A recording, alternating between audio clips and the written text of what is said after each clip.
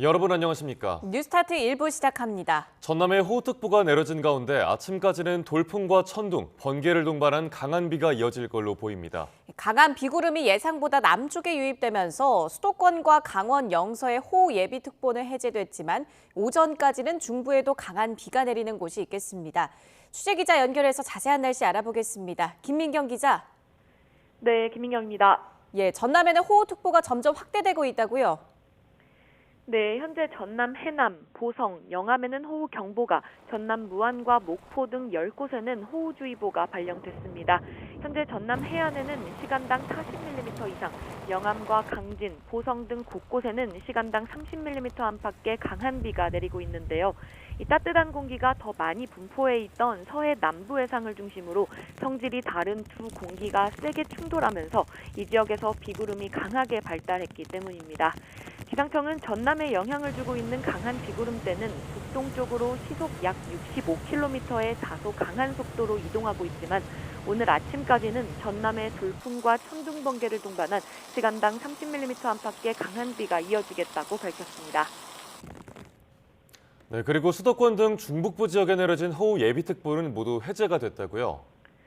네, 강한 비구름이 예상보다 남서에서 북동 방향으로 전남과 영남, 강원 남부를 지나면서 수도권과 강원 영서에 내려진 호우 예비특보는 3시를 기준으로 모두 해제됐습니다. 하지만 서해안과 강원 일부를 중심으로는 강풍특보가, 서해 중부 해상에는 풍랑특보가 내려진 가운데 중북부 지역에서도 오전까지는 시간당 30에서 50mm 안팎의 강한 비가 내리는 곳이 있을 걸로 보입니다. 총 강수량은 내일까지 수도권에 150mm 이상, 강원도에 120mm 이상, 충청과 경북, 전북에도 많게는 100mm가 예상되는데요. 비는 오후에 곳곳에서 소강 상태를 보이다 남부지방에선 점차 그치겠지만 서울 등 중부 곳곳에는 국지적으로 계속 내리는 곳도 있겠습니다. 지금까지 과학기상부에서 YTN 김민경입니다. 밤사이 수도권에 다시 많은 비가 예보된 가운데 서울시가 어젯밤 11시부터 비상근무 1단계에 돌입했습니다. 서울시는 아침까지 시간당 30에서 50mm까지 매우 강한 비가 내리는 곳이 있을 걸로 보여 시청과 25개 구청 직원 3,400여 명이 비 피해에 대비하고 있다고 밝혔습니다.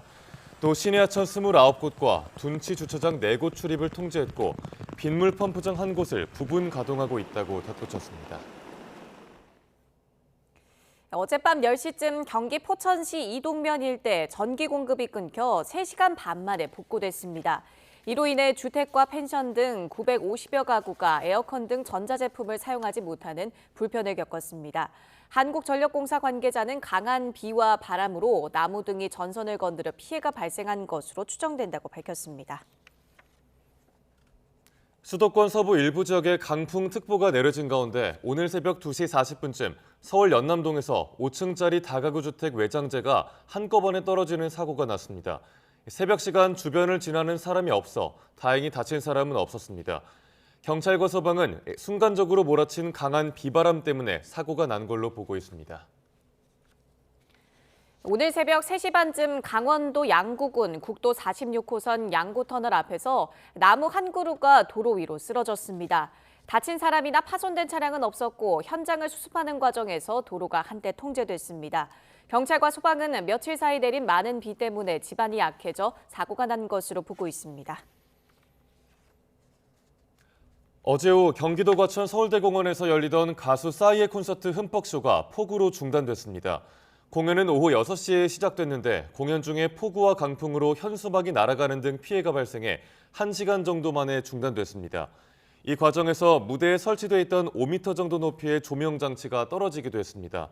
다행히 인명피해는 없었습니다. 남부지방 곳곳에도 한때 강한 비가 내리면서 차량 등 침수 피해가 잇따랐고 나무가 도로에 쓰러지기도 했습니다. 강원도 인제군에서는 도로 위로 낙석이 발생해 관계 당국이 조치에 나섰습니다. 윤태인 기자의 보도입니다. 창문을 두드리는 거센 빗줄기에 차량 와이퍼가 쉴 새 없이 움직입니다. 쏟아지는 폭우에 표지판에 적힌 내용도 알아보기 힘들고 앞서가는 차량의 노란 비상등만 겨우 보일 정도입니다. 몰아친 비바람은 차량의 통행도 막았습니다. 경북 경주시 성건동에서 도로 위로 나무가 쓰러졌다는 신고가 접수된 건 낮 12시쯤입니다. 인원 2명 같습니다. 나가면 차에다 그 절단하는 기계가 있거든요. 그걸로 이제 절단해서 치우고 이래 왔습니다.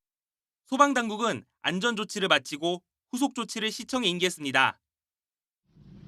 주황색 작업복을 입은 소방대원의 무릎까지 흙탕물이 차올랐고 반쯤 물에 잠긴 승용차가 그 앞에 덩그러니 놓여 있습니다. 오전 10시쯤 전남 담양군 고서면에 있는 이면도로가 물에 잠겨 차량이 침수됐습니다. 소방은 차량 통제선을 설치한 뒤 빗물을 빼냈습니다. 전남 지역에는 시간당 최고 77mm의 폭우가 내리면서 담양군 농장 한 곳이 물에 잠겼고 곡성군에서도 주택 한 채가 침수된 것으로 파악됐습니다. 강원 인제군 소화면 심정리에 있는 도로에 낙석이 발생했다는 신고가 접수된 건 오전 7시쯤입니다. 강원도는 문제가 된 곳에 양방향 차량 통행을 통제하고 장비를 동원해 복구 작업에 나섰습니다. 물삭기가 2대 정도 들어가 있고 덤프도 2대 정도 이렇게 있는데 통제고 산을 예고 표시부터 해서 지금 통제는 하고 있어요. 당국은 폭우로 지반이 약해지면서 200톤가량의 돌이 떨어진 것으로 보고 있습니다. YTN 윤태인입니다.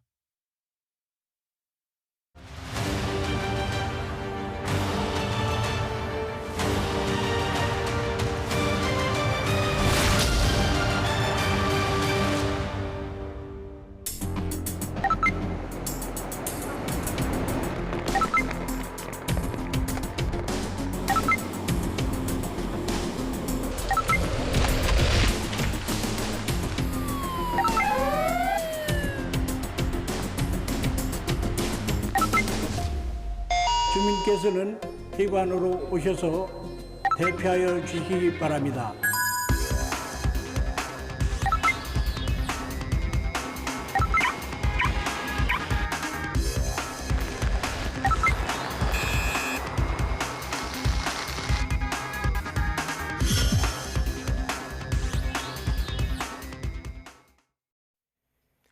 국민의힘 당권 경쟁의 막판 변수로 떠오른 패스트트랙 충돌 사건 공소 취소 요청 폭로와 관련해 나경원 원희룡 후보가 한동훈 후보에 대한 비판을 이어갔습니다. 이틀 동안 진행된 당원 상대 모바일 투표 결과 투표율은 지난해 전당대회보다 7%포인트가량 낮게 집계됐습니다. 박정현 기자가 보도합니다. 당원 모바일 투표 마지막 날 나경원 윤상현 후보는 수도권, 한동훈 원희룡 후보는 영남권을 찾았습니다. 막판 뇌관으로 떠오른 패스트트랙 공소 취소 폭로를 두고 한 후보를 향한 압박 수위는 더 높아졌습니다. 마지막 방송 토론회에서 공소 취소 요청을 개인적 부탁이라 표현한 한 후보 발언이 논란 재점화의 중심에 섰습니다. 나 후보는 동지를 피의자 취급하는 한 후보 인식이 민주조국당 인식과 판박이라며 나오지 말았어야 할 후보라고 날을 세웠습니다.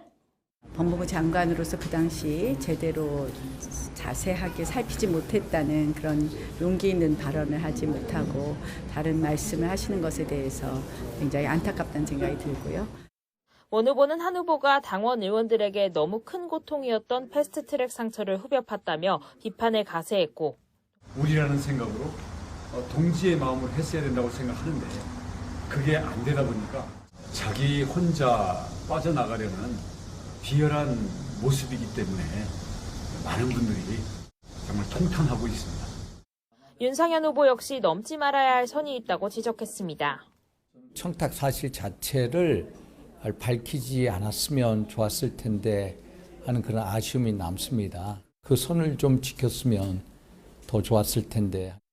신중하지 못했던 공식 사과 뒤에도 법무부 장관이 특정 정파를 편들면 공정이 무너진다고 재반박에 나섰던 한동훈 후보. 더는 이 문제를 얘기하지 않겠다고 말을 아꼈습니다. 선거 기간 인신공격과 허위 비방 등 거센 저항에 부딪혔다면서도 당의 화합을 강조하며 지지를 호소했습니다. 그 얘기에 대해서 더 이상 얘기하지 않았어요. 제가 앞장서서 모두와 함께 하고 손을 잡겠다는 말씀이 제가 되든 안 되든. 이런 가운데 이틀간 진행된 모바일 당원 투표 결과 투표율이 40.47%를 기록하며 지난해 전당대회보다 7%포인트가량 낮은 수치를 보였습니다. 남은 당원 ARS 투표와 일반 국민 여론조사에 공소 취소 논란이 미칠 영향에 관심이 쏠리는 가운데 1차 과반 득표와 결선행 갈림길에서 막판까지 치열한 설전이 예고되고 있습니다. YTN 박정현입니다. 더불어민주당 차기 지도부를 뽑는 순회 경선 레이스가 제주와 인천을 시작으로 본격적인 막을 올렸습니다. 이재명 당대표 후보가 90%가 넘는 압도적인 득표율을 기록하며 어차피 대표는 이재명, 이른바 어대명 기류를 재확인했습니다. 보도에 손효정 기자입니다. 더불어민주당 당대표를 선출하는 전국 당원대회를 앞두고 진행된 첫 지역 경선부터 이변은 없었습니다. 이틀 동안 치러진 제주와 인천 지역 권리 당원들의 온라인 투표 결과 이재명 후보가 90.75%를 얻어 1위에 올랐습니다. 이 후보가 2년 전 전당대회에서 거뒀던 총 득표율 77.7%를 웃도는 수치입니다. 당권 경쟁자인 김두관 후보는 7.96%, 청년 정치인 김지수 후보는 1.29% 득표율로 뒤를 이었습니다. 이 후보는 자신의 대표 공약인 기본사회 구축과 함께 이른바 먹사니즘을 거듭 강조하며 민생 비전을 부각했습니다. 국민의 먹고 사는 문제를 해결하는 것, 먹사니즘이야말로 바로 우리의 가장 강력한 정치 이념이어야 합니다. 맞습니까, 여러분? 김두관 후보는 민주당의 김대중, 노무현 정신인 다양성과 역동성이 훼손됐다며 1극 체제의 날선 견제구를 날렸고 우리 당의 사정은 어떻습니까? 재앙적 총재 1인 정당, 당내 언로가 막히고 토론과 대화는 실종을 했습니다. 김지수 후보는 당이 현재보단 미래에 방점을 찍고 나아가야 한다고 강조했습니다. 우리 당의 당면 과제는 분명합니다. 외연을 확장해야 합니다. 역동적인 민주당을 만들어야 합니다. 반드시 미래 세대의 마음을 얻어야 합니다. 8명의 후보가 5등 안에 들기 위해 각축전을 벌이는 최고위원 경쟁은 한층 더 뜨거웠습니다. 후보들은 윤석열 대통령 탄핵을 시사하며 대여 공세 수위를 높이는 한편 한 목소리로 이재명 지키기를 약속했습니다. 이재명을 지키기 위해서 최고위원에 나섰습니다. 이재명은 지금 더불어민주당의 최고의 자산입니다. 이재명의 먹사니즘 이곳 제주에서부터 실천할 것입니다. 먹사니스트 강선우가 책임질 것입니다. 이재명 집권 플랜의 본부장으로 이재명 대표의 옆에 깊은 사과를 세워주십시오. 이번 경선에선 유일한 원외 정봉주 후보가 권리당원으로부터 가장 많은 표를 받으며 1위로 올라섰습니다. 민주당은 오늘 강원과 경북, 대구에서 권리당원 대상 투표를 이어가는데 다음 달 전국 당원대회 당일 대의원 득표와 일반 여론조사 결과를 합쳐 지도부를 선출합니다. YTN 손유정입니다. 국민의힘은 민주당이 그제 윤석열 대통령의 탄핵 청원 청문회를 강행한 걸 두고 민주당 입맛대로 기획한 불법 청문회이자 비극적 사건을 악용하려 한 행태라고 비판했습니다. 박준태 원내 대변인은 논평에서 민주당은 최상병 일주기 추모의 날에 철저히 기획된 정쟁의 장을 열었다며 이같이 밝혔습니다. 이어 민주당의 기승전 탄핵 타령에 최상병 명예회복과 진실규명의 길은 오히려 멀어진다며 국민은 이 모든 비정상의 시작이 이재명 방탄에서 비롯된 것임을 잘 알고 있다고 지적했습니다.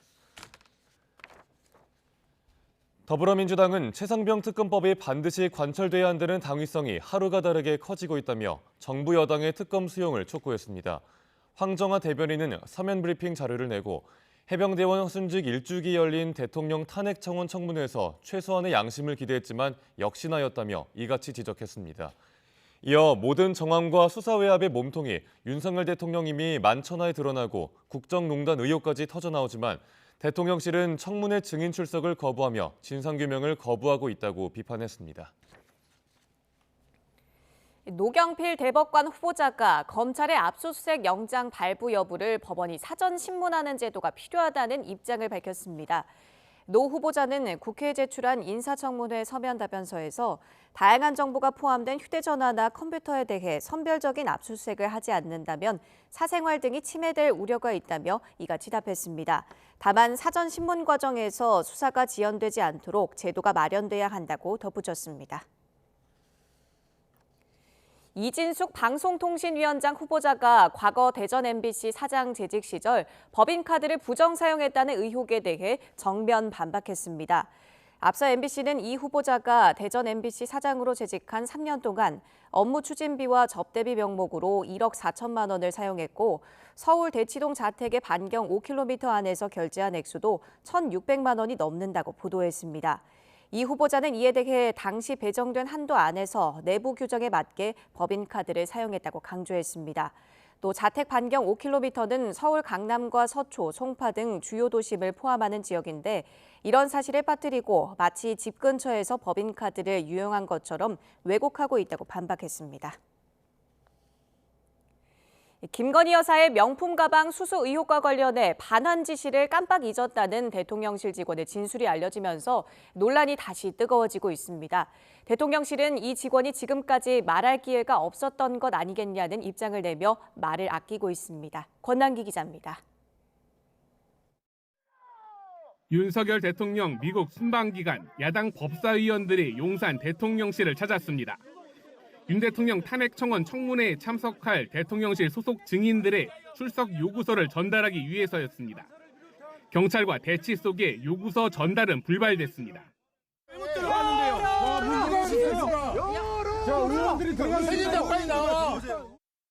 청문회 증인 명단엔 김건희 여사와 함께 대통령실 직원들이 줄줄이 포함됐습니다. 특히 이 가운데 유모 행정관은 앞선 검찰 조사에서 김 여사가 명품 가방 반환을 지시했지만 자신이 깜빡했다는 내용의 진술을 한 것으로 알려집니다. 명품 가방 관련 몰카 영상이 공개된 뒤 8개월 정도 만에 새로운 발언이 나온 겁니다. 그동안 대통령실은 김 여사 아버지와의 인연을 이용한 범죄 행위란 입장을 내왔습니다. 이작자가 의도적으로 불법 도찰을 기구를 가지고 와가지고 녹취 촬영하고 이 저급하고 비열한 공작을 하지만 명품 가방이 공적인 물건이라 반환할 수 없다고 했던 기존 설명에서 말이 달라졌다는 지적이 나옵니다. 야권에선 김 여사의 책임을 피하기 위한 꼬리 자르기란 비판이 나오고 여당의 당권 주자들마저 김 여사의 사과와 검찰 조사가 필요하다는 입장을 내놨습니다. 김건희 여사에 대한 검찰 조사는 어떤 식으로든 필요하다고 본다, 아니다 들어주십시오. 모두 다 김 여사 측은 처벌 규정이 없어 누군가에게 책임을 뒤집어 씌울 수는 없다며 꼬리 자르기는 말이 안 된다고 반박한 상황. 대통령실은 해당 행정관이 김 여사의 명품 가방 반환 지시에 대해 굳이 말할 기회가 없었던 거 아니겠냐고 설명하면서도 김 여사 검찰 소환 가능성에 대해선 말을 아끼고 있습니다. 이번 주 후반 김건희 여사 관련 탄핵 청문회로 야권의 압박 수위는 더욱 높아질 전망입니다. 대통령실은 명품 가방 수수 관련 검찰 수사를 지켜보며 대응 방식을 모색할 것으로 보입니다. YTN 권남기입니다. 가격이 들썩이는 아파트 시장과 달리 빌라 시장은 여전히 침체 상태인데 또 다른 악재들이 겹쳐 어려움이 가중되는 모습입니다. 빌라를 짓고도 분양을 못한 사업자들이 취득세 폭탄을 맞게 되고 LH의 매입 임대주택 실적도 부진한 상황이어서 시장이 힘을 받지 못하고 있습니다. 김기봉 기자입니다. 수도권 서민들의 보금자리이자 주거 사다리 역할을 해온 다세대 주택 빌라. 전세 사기 여파와 금리 인상으로 사람들이 외면하면서 2, 3년 새 전세 거래는 25%, 매매 거래는 무려 66%나 줄었습니다. 매매요? 매매 수요는 거의 없어요. 경기도 불경기에다가 전세 사기 여러 가지 겹쳤잖아요.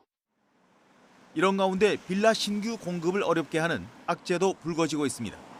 빌라 매수자가 끊기면서 지어놓고도 분양을 하지 못한 주택 신축 판매업자들이 취득세 폭탄을 맞게 되는 것입니다. 노후 주택을 사서 허물고 새 빌라를 짓는 사업자는 일단 기본 세율의 취득세를 적용받지만 3년 안에 분양을 하지 못하면 중과세가 적용됩니다. 주택 신축 판매업자들은 주택 수와 상관없이 1에서 3%의 취득세를 내게 되지만 3년 안에 분양을 못할 경우 일반 다주택자와 같은 8에서 12%의 취득세가 추징됩니다. 가뜩이나 비싼 금리에 취득세 중과까지 맞게 된 사업자들은 위축될 수밖에 없습니다. 구독이하게 신축해서 판매를 하고 있는데 미분양이 된 상태잖아요. 네, 8개 중에 예를 들어 5개는 팔리고 3개는 안 팔렸다 이거예요. 이런 상황에 대해서 이제 과세를 하겠다 이거죠. 힘든 정도가 아니죠. 진짜 힘들죠. 이런 가운데 빌라 매입의 한 축을 맡았던 LH의 매입 임대주택도 주춤한 상황입니다. 지난해 국토부가 내린 중공주택 원가 이하 매입 지침과 신규주택 매입가 상한제로 인해 22년 16,600여 건이었던 LH의 매입 실적은 지난해 5,500여 건으로 3분의 1 토막이 났고 올 상반기에는 1,500여 건으로 더 줄었습니다. 정부는 올해 매입가 기준을 완화하고 세제 지원과 주택 청약 시 무주택 인정 등의 개선책을 마련했는데 임대주택 매입이 과연 기대만큼 활성화할지는 지켜볼 상황입니다. YTN 김기봉입니다. 올해 상반기 해외여행객이 코로나19 이전 수준을 거의 회복한 것으로 나타났습니다. 국내 주요 항공사들도 해외여행객 수요를 잡기 위해 앞다퉈 하늘길을 넓히고 있습니다. 최도희 기자가 다녀왔습니다. 인천국제공항 출국장. 오전부터 해외로 떠나려는 여행객들의 발걸음이 분주합니다. 친구들하고 여행으로 이제 칭다오 가고 있고요. 하루 만에 다시 공항 와서 또 여행 가는 거라서 굉장히 좀 피곤한 상황인데 또 비행기를 놓쳐서 지금 되게 암담해요, 사실. 네, 그래서 지금 뭐 사실 기대 반, 피곤한 반. 올해 상반기 국내에서 국제선 항공편을 이용한 승객은 4,200만 명이 넘었습니다. 지난해 같은 기간과 비교하면 45%나 증가한 수치입니다. 인천국제공항공사도 국제선 기준 상반기 여객 실적이 코로나19 이전과 비교해 96%가 넘는 회복률을 보였다고 밝혔습니다. 공사 측은 여행객 수요가 가파르게 상승한 건 동남아, 일본 등 단거리 노선에 대한 높은 선호도와 중국 여행이 회복됐기 때문으로 분석했습니다. 상황이 이렇다 보니 국내 주요 항공사들도 저마다 항공편 확대 등에 나선 상태입니다. LA로 가게 됐는데 정말 기대되고 지금 보시면은 사람들도 되게 많고 항공편들도 많이 늘어가지고 확실히 그 항공편들 증편이 된 게 좀 체감이 됩니다. 대한항공은 다음 달 3일부터 인천, 일본 오카야마 노선 운항을 주 5회로 늘립니다. 오는 9월엔 포르투갈 리스본 신규 취항을 앞두고 있습니다. 아시아나항공도 인천, 미국 뉴욕 구간을 매일 2회 운항하는 등 국제선 22개 노선에서 증편을 실시합니다. 아시아나항공은 유럽부터 동남아까지 국제선 22개 노선을 대상으로 주 82회 증편을 통해 고객 편의 제고에 노력하겠습니다. 저비용 항공사들도 해외 여행객 공략에 나섰습니다. 제주항공은 인천에서 베트남 푸꾸옥 노선 증편에 나섰고 에어서울은 지난 17일부터 필리핀 보홀에 신규 취항했습니다. 시내어도 인천 홍콩 노선의 운항을 재개하는 등 여행객 맞이에 분주한 모습입니다. 특히 저비용 항공사들을 중심으로 항공권 특가 경쟁까지 이어지는 등 여행객들의 눈길을 사로잡기 위한 항공업계의 고민도 날로 깊어지고 있습니다. YTN 최두입니다.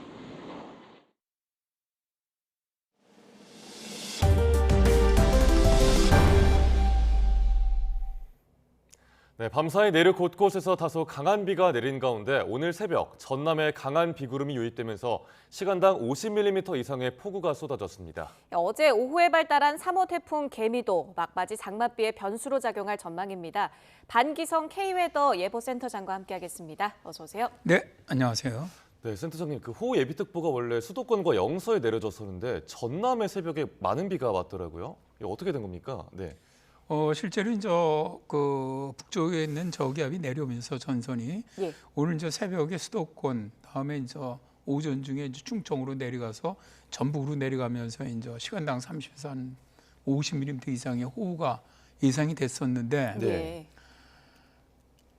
어쨌든 뭐 오히려 중부는 괜찮고 이제 지금 현재 전남 쪽으로 호우특보가 발령되는 등 전남과 경남 서부 쪽으로 지금 호우가 내리고 있습니다. 이쪽으로 현재 호우특보가 발령돼 있고요. 이렇게 된 것은 일단 대개 이제 북쪽, 지금 북한 쪽에 있는 중심 쪽에서 프론트가 형성이 되는데 프론트 자체가 약간 좀 앞으로 빨리 빠져나간 게 아니냐는 생각도 있고요. 또 찬 공기가 서쪽으로부터 들어가 내려가다 보니까 지금 현재 남서지방 쪽으로 습도가 굉장히 높거든요. 그러다 보니까 급격히 새벽에 구름대가 발달하면서 주로 이제 전남, 남해안 쪽으로 이제 강한 비가 내리는 이런 형태가 발생한 것으로 현재 분석이 됩니다. 근데 수도권과 중부에도 어제 저녁에 갑자기 비가 좀 무섭게 내렸어요. 그래서 야구 경기도 취소되고 야외 공연도 취소되기도 했는데 이건 어떻게 봐야 할까요? 사실 이제 이게 장마가 한참 진행 중일 때는 그런 현상이 잘 안 일어나는데 장마가 끝나가는 무렵서부터는 좀 더 불규칙적으로 변합니다. 그러니까 어제 같은 경우도 사실 그 프론트 내려오는 거는 예상을 못했죠. 예상을 못했는데 이것도 마찬가지입니다. 대기 자체가 좀 불안정해 있고 또 비가 내려 습도가 굉장히 높은 상태에 있다 보니까 한기가 약간 내려오니까 강한 라인 같이 만들어집니다. 그렇게 되면은 그래서 좀 그래도 그나마 다행이었던 거는 어제 그냥 저녁 때부터 시간이 짧았어요. 내리는 시간이. 그래서 바로 수도권으로 해서 강원 쪽으로 빠져나가 버렸는데 이게 좀 시간이 많이 길게 됐으면은 어젯밤에도 또 시간당 100mm 이상의 호우가 내릴 수 있는 그런 구름이었거든요. 근데 다행히 이게 워낙 한기가 강하게 내려오다 보니까 그대로 쭉 밀고 나가버렸죠. 네. 이번 장마는 뭐 많고 강한 비도 문제인데 번개도 좀 자주 치는 것 같다라고. 그 원인은 어떻게 보면 됩니까? 그렇죠. 올해 장마 때 참 유난히 많은 게 있습니다. 내우가 많고요. 진짜 뭐 100mm 이상의 호우가 많고요. 그다음에 뭐 야행성 장마라든가 이제 많은데 일단 이 내우 같은 경우는 결국 그만큼 강하게 발달해야 됩니다. 구름대가 강하게 발달해서 구름 안에 많은 양전기와 음전기들이 만들어져야 가능한 것들이거든요. 그 실제로 이제 전남 같은 경우는 하루에 한 4,500회 이상 내우가 쳤는데 그건 거의 1년 숫자거든요. 그러니까 보통 이제 우리가 기상청의 낙뢰 장비로 한번 낙뢰가 탁 치면 계속 관측이 됩니다. 그 숫자를 나중에 다 보면은 정말 이례적이죠. 그러다 보니까 지금 현재 가장 중요한 게 뭐냐면은 한반도 주변에 수증기가 엄청 많다는 겁니다. 수증기가 평년보다 많은 데다가 또 굉장히 불안정해요. 대기가. 남쪽 기단은 너무 뜨겁고 습하고 북기단은 너무 차고 건조하고 이런 게 우리나라 상공에 좀 부딪히다 보니까 대기가 더 급격히 불안정해지면서 내우도 훨씬 더 많이 만들어지는 것이죠. 한반도 전반에 수증기가 많은 상태고 대기가 아주 불안정하다라고 얘기를 해주셨는데 밤 사이에 강한 비가 집중되는 것도 거기서 원인을 찾아봐야 될까요? 네, 그렇습니다. 사실 이제 이게 야행성 장마라고 하죠. 밤에서 새벽 사이에 주로 이제 강한 비가 내리는 형태인데 올해 장마에서 시간당 100mm 이상 내렸던 이런 호우는 다 야행성 장마에서 내렸었죠. 사실 이 야행성 장마가 늘어나기 시작한 거는 대개 2000년대 후반서부터. 그러니까 그 이전엔 잘 안 나타나는데 그 이후서부터 아주 특징적으로 나타나기 시작을 했습니다. 그러니까 올해만 나타난 건 아닌데요. 특히 올해 왜 이렇게 이제 굉장히 더 좀 심각하다고 느끼느냐 하면은 이게 이제 북쪽과 남쪽의 공기차가 굉장히 크다는 겁니다. 올해가. 그러니까 이게 무슨 말씀이냐면 대개 야행성 장마가 만들어지기 위해서는 결국 남쪽에 있는 이 북태평양 고기의 고온다습한 공기와 북쪽에 있는 차고 건조한 대륙성 고기에 만나서 장마전선이 만들어지는데 장마전선이 만들어지는 지점, 그 경계면에 기온차, 그러니까 기온차가 더 커지면 커질수록 더 강력해져요. 그러면서 이제 우리가 말하는 하층 제트도 만들어지고 그러는 것인데, 근데 이게 이제 호우가 내리기 위해서 이제 최근에 100mm 이상 내릴 때는 꼭 1.5km 상공에 하층 제트가 만들어졌습니다. 근데 올해는 하층 제트도 그러니까 작년이나 재작년에 하층 제트보다 바람이 굉장히 강했어요. 거의 초속 25m 정도. 이렇게 발생하는 게 보기 드문데 왜 이렇게 또 강하게 발달하냐면 결국은 기온차가 크면 제트기류는 강해지거든요. 그럼 제트기류가 강해지면 이 제트기류는 남서기를 타고 엄청난 수증기를 굉장히 빠른 속도로 계속 공급을 해주는 거예요. 여기서 비를 쏟아붓고 나면은 수증기가 없는데 제트기류가 계속 빠른 속도로 수증기를 공급을 해주니까 엄청 짧은 시간에 계속 비를 내릴 수가 있게 되는 건데, 자 이게 이제 밤에는 낮에는 일단 서로 이제 대륙성 고기압이나 해양성 고기압이나 온도 차이가 그래도 좀 적어지는데 밤이 되면은 대륙성 고기압, 북쪽 고기압은 냉각이 이루어집니다. 그러다 보니까 기온이 좀 차가워지고, 근데 해양성 기단은 밤이라고 기온이 내려가지 않거든요. 그러다 보니까 일단 이 기온차가 더 커지고요, 낮에 비해서. 두 번째는 이제 제트기류가 강해지는 게 난류 때문에 약해져요. 낮에는 난류가 있거든요. 약해지는데 밤에는 난류가 사라집니다. 그러다 보니까 제트기류가 더 강해지는 이런 것들이 다 같이 맞물리는 거죠. 맞물리다 보니까 올해 장마에서 아주 유난히 이런 야행성 장마가 많이 발생을 했고, 호우가 낼 땐 다 다야행성 장마가 거의 영향을 줬던 이런 사례들입니다. 예. 이번엔 태풍 얘기를 좀 해보겠습니다. 어제 오후에 제3호 태풍 개미가 발달했다고 하는데 이 태풍 개요부터 한번 짚어주시죠. 일단 뭐 태풍이 올해는 굉장히 늦게 발생을 합니다. 예. 원래 7월까지 서태평양성에서 1월서부터 한 7.9개 정도 발생을 하는데 올해는 현재까지는 2개밖에 발생을 안 했죠. 근데 예. 이게 공통점이 있습니다. 대개 보면은 슈퍼 엘니뇨가 발생하고 그 다음에는 태풍이 늦게 발달을 합니다. 꼭 보면은 1998년이라든가 혹은 뭐 1983년이라든가 2015년이라든가 이런 애들 보면 대개 태풍이 7월서부터 발생을 하는데 늦게 발생한 이후에는 뭐 막 계속 발생을 합니다. 이제 그때부터는 아주 상당히 좀 독특한 특성을 갖고 있는데 그래서 어쨌든 뭐 3호입니다. 이제 네. 3호가 어제 이제 발생을 했는데 필리핀 그러니까 마닐라 이제 동북쪽으로 한 800km 정도 해상에서 발생을 했고요. 그대로 현재는 북진합니다. 모든 모델들이 그대로 북진해서 올라와서 예. 일단 타이완 동쪽으로 해서 현재 기상청 예상은 26일에 중국의 저장성, 그러니까 상해 남쪽이죠. 상해 남쪽으로 거의 붙어서 상륙을 하든 거기서 해안을 따라가든 예. 그런 식으로 그러니까 중국의 동해안 쪽이죠. 현재 그림에서 보시는 것처럼 26일에 거의 중국의 저장선 바로 남쪽까지 진출하고 있거든요. 네. 예. 진출해서 이제 두 가지입니다. 대개 세계 모든 모델들이 굉장히 이번에 유사하게 예측을 하고 있어요.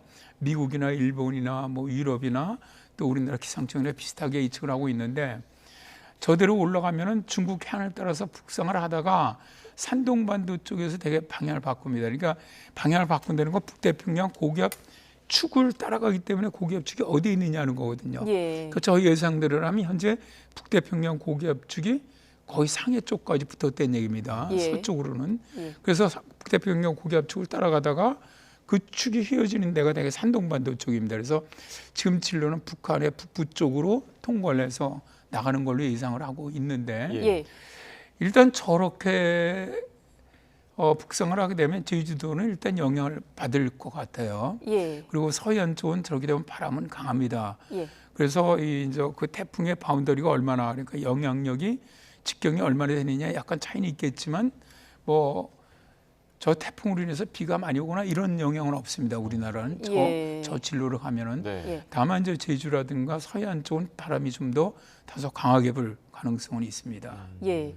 지금 한반도 주변의 해면 온도는 어떻게 높습니다. 평년보다 예. 높고 특히 서해안 같은 경우도 한 1도 평균 1도 이상 또 부분적으로 높은 데는 한 2, 3도 이상 높은 곳도 있습니다.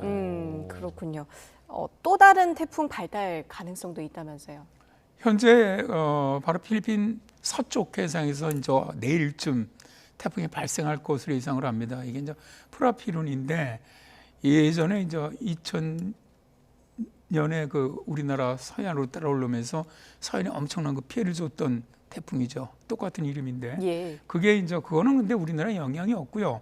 일단 뭐 거의 그 베트남과 중국 남부 쪽 하이난섬 쪽으로 해서 북상을 하는 것으로 예상을 하고 있는데 다만 이러한 것들이 중국 내륙으로 태풍이 들어가게 되면은 일단 이 해양에 있는 상당히 많은 수증기를 끌고 올라가기 때문에 그게 예를 들어서 우리나라 지금 장마철 같으면은 바로 제트기를 타고 수증기가 유입돼서 우리나라에 많은 비를 내릴 가능성이 있습니다. 예. 근데 이제 문제는 지금 이 시기와 우리나라 이제 북태평양이 확장을 하고 있기 때문에 대개 이제 장마에서는 우리나라 북쪽으로 형성이 되거든요. 동쪽에서 서쪽에서부터 이제 그러다 보니까 뭐 우리나라에 직접적인 영향은 일단 4호 태풍은 없을 것이다. 그렇게 예상을 합니다. 네, 뭐 다행히 뭐 진로대로라면 우리나라 영향은 주지 않겠다는 말씀해 주셨는데 유독 올해 들어서 태풍 발생이 늦다고 말씀해 주셨잖아요. 그 영향에 뭐 엘니뇨나 라니냐 같은 것도 좀 영향을 미칩니까? 대개 엘니뇨에서 라니냐로 갈 때입니다. 그러니까 아까도 앞에서 말씀을 드렸지만 슈퍼 엘니뇨였다가 이제 지금 중립으로 왔다 라니냐로 가고 있거든요. 네. 이런 해들이 보면은 대개 그 태풍 발생이 늦어지는 게 초여름 같은 데는 이 시어가 강합니다. 바람의 이런 풍속이라든가 바람 방향 변화가 해상에서 그런 경우는 태풍이 잘 발생을 안 합니다. 예. 알겠습니다. 근데 장마 예. 네, 말씀하시죠. 예. 더 근데 이제 이어주시면. 문제는 일단 라니냐로 들어가게 되면 라니냐라는 것이 결국 동태평양 해수 온도가 낮아진다는 거거든요. 적도 상공에. 예. 그러면 바로 그렇습니다. 항상 저기압이 있으면 그 옆에 고기압이 있듯이 이쪽 해수 온도가 낮아지면 그쪽 옆에는 해수 온도가 높아집니다. 이게 바로 서태평양 쪽, 그러니까 우리나라에 영향을 줄 수 있는 태풍이 발달하는 서태평양 쪽으로 해수 온도가 굉장히 상승할 수가 있습니다. 예. 그렇기 때문에 대개 이제 우리나라가 최근에는 2020년, 2021년, 2022년 3해가 라니냐였었거든요. 라니냐 해였었는데 당시 보면은 해수 온도가 서태평양이 높이 올라가는 바람에 사실은 기상학적으로는 태풍이 발생하지 않아야 되는데도 해수면이 높이 올라가면은 온도가 그럼 폭발적으로 태풍이 만들어지는 경우가 많습니다. 예. 그래서 이제 앞으로 올해 여름에는 일단 태풍이 좀 물론 앞에서 워낙 3월, 4월, 5월에서 태풍이 발생하지 않았기 때문에 전체적인 태풍 발생 횟수는 평년과 비슷하거나 약간 적거나 하겠지만 우리나라에 영향 주는 태풍은 좀 한 3개 정도가 직간접적인 영향 주지 않겠나. 예. 특히 이렇게 이제 엘니뇨에서 라니냐로 가게 되면은 좀 약간 늦게 그러니까 대개 한 8월에서 9월, 10월 사이에 우리나라에 영향 줄 가능성이 높습니다. 좀 늦은 시기까지도 태풍이 영향을 줄 수 있는 거군요. 네네. 예, 알겠습니다. 태풍 북상하고 있는 상황이고요.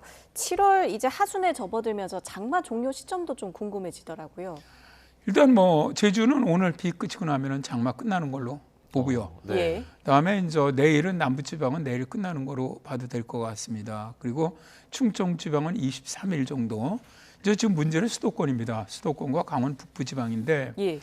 이쪽도 현재 장마 연선이 저 문제는 뭐냐면 지금 태풍이 어쨌든 그대로 북진해서 올라오고 있거든요. 태풍이 강력한 기압계이기 때문에 그 위에 있는 북태평양 고기를 같이 밀어 올리는 역할을 합니다. 그러다 보니까 예상보다도 원래는 저 기상청이 계속 좀 비를 주고 있거든요. 수도권에. 근데 그거보다도 일단 태풍이 장마 전선을 밀어 올려주기 때문에 저 주 중심 세력은 24일 정도면 만주까지 올라갈 걸로 보여요. 예. 장마 전선은. 예. 그렇다면 서울은 뭐 새벽에 잠깐 비가 좀 오고 뭐 오후에는 이제 소나기는 전국적으로 오는 거니까 북태평양 고기가 가장자리에서 예. 이런 형태로 되면서 완전히 서울도 뭐 정말 길게 간다라도 25일이면 장마는 끝나는 것으로 네. 이게 이제 평년이 25일경에 끝나거든요. 그러니까 올해 장마 끝나는 시기는 거의 평년과 비슷한 시기에 다 끝나는 것으로 예측을 하고 있습니다. 예, 이번 주 뭐 중반 늦어도 후반이면은 장마가 종료될 거로 예측된다는 말씀해 주셨습니다. 네, 지금까지 반기성 K웨더 예보센터장과 함께 장마 그리고 태풍 전망 알아봤습니다. 오늘 말씀 고맙습니다. 네.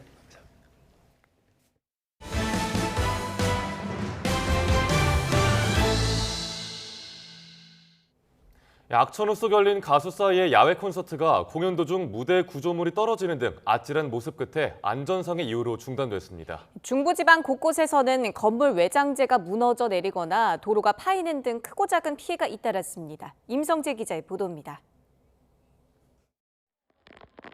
폭우와 강풍 속에 무대 중앙에 설치된 조명이 크게 흔들립니다.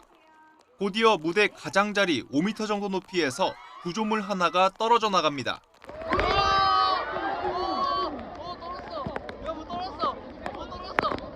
어제 오후 경기도 과천 서울대공원에서 열린 가수 싸이의 콘서트 현장에서 강한 비바람으로 전광판 위 조명 장치가 떨어진 겁니다. 결국 공연은 50여 분 만에 중단됐습니다. 많이 놀라셨을 텐데 정말 죄송합니다. 저희도 평생 경험해보지 못한 일입니다. 다행히 다친 사람은 없는 거로 파악됐습니다. 관객들은 놀란 가슴을 쓸어내리면서도 아쉬움과 함께 공연장 밖으로 발길을 돌렸습니다. 위험한 요소가 좀 생길 수 있기 때문에 멈췄다는 건 이해는 하지만 근데 오늘 공연을 즐기기 위해서 온 입장에서는 좀 아쉬웠다. 위에서 천장이 막 내려오고 막 그런 상황이 있었어가지고 좀 취소를 할 수도 있겠다라는 그런 생각이 드는 상황이었어요. 악천후로 행사가 중단된 공연장입니다. 이 관객들의 이른 귀가 뒤 현장 관계자들만 남아 안전장비 등을 정리, 점검했습니다. 싸이 소속사 측은 안전을 최우선으로 하고자 공연 중단 결정을 내렸다며 티켓은 예매처를 통해 환불 조치할 예정이라고 밝혔습니다. 건물 벽면 외장재가 산산조각 났습니다. 강풍으로 서울 연남동의 한 5층짜리 빌라 외벽에 붙어있던 마감재가 무너져 내린 겁니다. 이른 새벽 시간 골목길을 지나는 사람이 없어 다친 사람은 없었습니다. 저는 천둥 소리 치는 줄 알았거든요. 밖에 종성로 하길래 보니까 이게 와장창 떨어져 있더라고요. 서울 경복궁역 앞 도로엔 가로 40cm, 세로 20cm, 깊이 70cm가량의 파임 현상이 나타났습니다. 도로는 4시간여 만에 복구됐는데 작업 동안 주변 2개 차로가 통제됐습니다. 경기 포천시 이동면 일대엔 한때 주택과 펜션 등 950여 가구의 전기 공급이 끊겼습니다. 3시간 반 만에 복구 작업을 완료한 한국전력공사 관계자는 강한 비바람으로 나무 등이 전선을 건드려 피해가 발생한 거로 추정된다고 밝혔습니다. YTN 임성재입니다. 장맛비가 내리지 않는 제주와 남부를 중심으로는 폭염특보가 내려진 가운데 밤사이에 대부분 지역에서 열대야가 나타나고 있습니다. 현재 제주도 동부에는 폭염경보가, 제주도와 호남, 영남, 일부 충청과 강원 동해안에는 폭염주의보가 발령 중입니다. 기상청은 폭염특보가 내려진 지역을 중심으론 높은 습도에 밤사이에도 더위가 식지 않아 열대야가 발생하겠다고 밝혔습니다. 열대야는 당일 오후 6시부터 다음날 아침 9시까지 최저기온이 25도 이상 유지되는 걸 말합니다. 덥고 습한 장마철엔 장염과 피부병 등 각종 질병에도 걸리기 쉽습니다. 다른 때보다도 철저한 손 씻기 등 각별한 주의를 기울이는 게 중요한데요. 장마철 건강관리 수칙 윤성훈 기자가 정리했습니다. 장마가 시작되면 각종 질병이 기승을 부립니다. 세균이 증식하면서 오염된 물이나 음식을 통해 쉽게 옮겨질 수 있기 때문입니다. 대표적인 게 장티푸스와 장염을 일으키는 세균성 이질입니다. 또 눈병이나 피부병에 걸리기도 쉽습니다. 올해 4월까지 수인성 식품매개 감염병은 이미 170건 발생해 지난 4년간의 평균치보다 28% 가까이 증가한 상황입니다. 더운데다 습도까지 높아지는 장마철엔 위생 관리에 각별한 주의를 기울여야 합니다. 가장 쉬우면서도 중요한 제일 수칙은 철저한 손 씻기입니다. 흐르는 물에 깨끗한 비누를 통해서 충분한 시간 동안 60초가량의 손위생을 시행하는 것이 제일 좋고요. 알코올젤 같은 경우에는 20에서 30초 이상 충분히 비벼서 건조시키는 것이 중요합니다. 또 조리할 땐 칼과 도마는 소독한 뒤 이용하고 채소와 과일은 깨끗한 물에 씻어야 합니다. 설사 증상이 있는데 음식을 조리하는 건 금물이고 음식은 가열해서 먹는 게 안전합니다. 장마와 함께 찾아오는 질병들, 예방 수칙을 잘 지켜서 스스로 건강을 챙기는 게 중요합니다. YTN 윤성훈입니다. 중국에서도 폭우 피해가 상당합니다. 산시성의 고속도로 교량이 무너지면서 12명이 숨지고 31명이 실종됐습니다. 신용진 기자의 보도입니다. 중국 북동쪽인 산시성 상로시의 단닝 고속도로입니다. 한쪽 방향 차선이 마치 두부처럼 뚝 잘려나갔습니다. 일부는 사다리처럼 걸쳤고 나머지는 강물 속으로 사라졌습니다. 현지 시각 19일 저녁 8시 40분쯤 전장 360여 미터 교량 중 40m 구간이 무너졌습니다. 승용차 17대와 트럭 8대가 추락한 뒤 강물에 휩쓸리면서 10여 명이 숨지고 30여 명이 실종됐습니다. 일단 홍수 때문인 것으로 파악되는데 부실 시공의 가능성도 배제할 수 없는 상황. 시진핑 중국 국가주석은 사고 보고를 받은 뒤 실종자 구조에 총력을 기울이라고 지시했습니다. 이에 따라 중국 소방당국은 지역 주민들까지 동원해 900여 명을 출동시켰고 차량 90대, 보트 20대, 무인기 41대를 가동했습니다. 장거칭 부총리가 사고 현장에 도착해 구조 작업을 지휘하고 있지만 좀처럼 진척이 없습니다. 이번 폭우로 산시성과 쓰촨성, 장수성, 산둥성, 허난성 등 광범위한 지역에서 인명과 재산 피해가 잇따르고 있습니다. 같은 산시성의 바오지시에서는 홍수와 산사태로 최소 5명이 사망하고 8명이 실종됐고 또 남서부 수촨성의 야안시에서도 폭우로 주민 약 30명이 사라졌고 주택 40채가량이 파괴됐습니다. YTN 신홍진입니다. 3년 전 서울시가 소유한 수영장에서 60대 이용객이 뇌출혈로 숨지는 일이 있었습니다. 유족들은 서울시가 안전요원도 두지 않았다며 손해배상 소송을 제기했지만 법원은 배상 책임이 없다고 판단했습니다. 김다현 기자입니다. 지난 2021년 12월 60대 여성 A씨는 서울시가 소유한 수영장에서 강습을 받다가 갑자기 물에 잠겼습니다. 다른 회원이 이를 발견해 강사들과 함께 물 밖으로 건져 올렸고 심폐소생술도 했지만 끝내 숨졌습니다. 부검 결과 사망 원인은 뇌출혈로 나타났는데 유족들은 서울시의 책임이 있다며 손해배상 소송을 제기했습니다. 서울시가 2명 이상의 안전요원을 배치해야 하는 법적 의무와 적절한 심폐소생술을 시행했어야 할 안전관리 의무를 다하지 않아 A씨가 숨졌다는 겁니다. 1심 법원 역시 서울시가 사고를 방지하고 응급 상황에 대처할 수 있는 안전요원을 배치하지 않았다며 법적 의무를 다하지 않았다는 점을 지적했습니다. 다만 배상 책임은 물을 수 없다고 봤습니다. 재판부는 A씨가 더 빨리 구조돼 심폐소생술이 시행됐더라면 사망하지 않았을 거란 주장을 인정하기 어렵다고 밝혔습니다.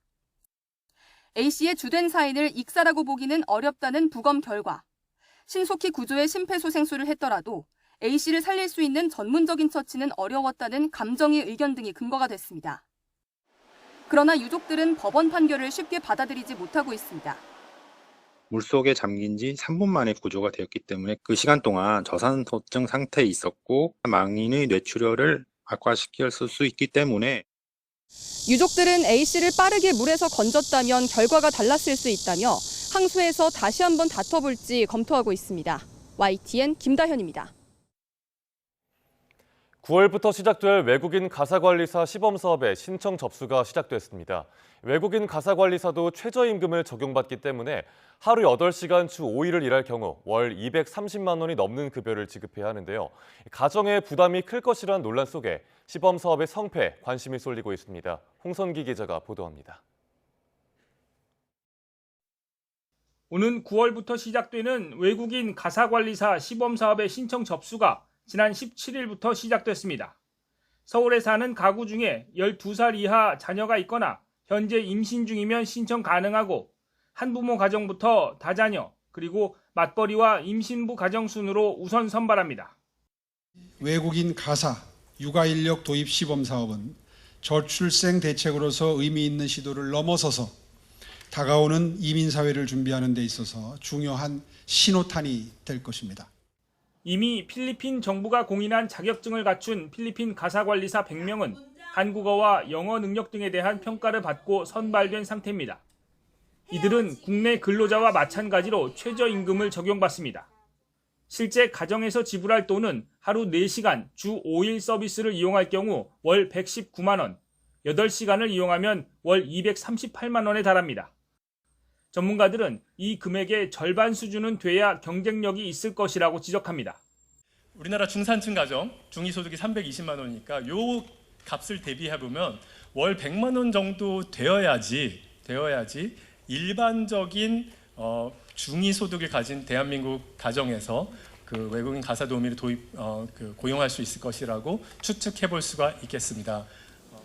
외국인 가사관리사 제도가 정착한 홍콩이나 싱가포르 사례를 강조하기도 하지만 홍콩은 최저임금 차등 적용이 가능하고 싱가포르는 최저임금 제도가 없습니다.